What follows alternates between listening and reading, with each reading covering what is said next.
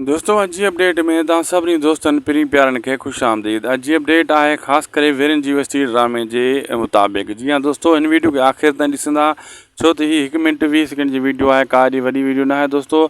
ऐं हिन वीडियो खे आख़िर ताईं ॾिसंदा ऐं तव्हांजे अॼु कम जी ख़बर तव्हांखे ॿुधाईंदासीं।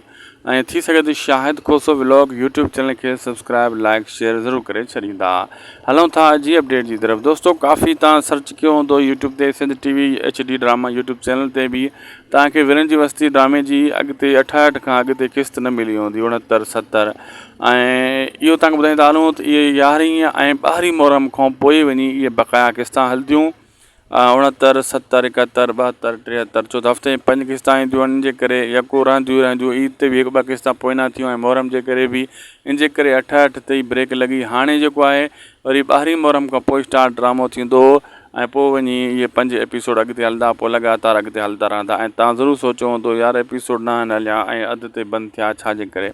इहा का वजह अहिड़ी का ॻाल्हि न आहे, इन वजह खां बंदि थिया आहिनि ऐं उतां ई वरी स्टार्ट थींदा वीरन जी वस्ती ड्रामे जा।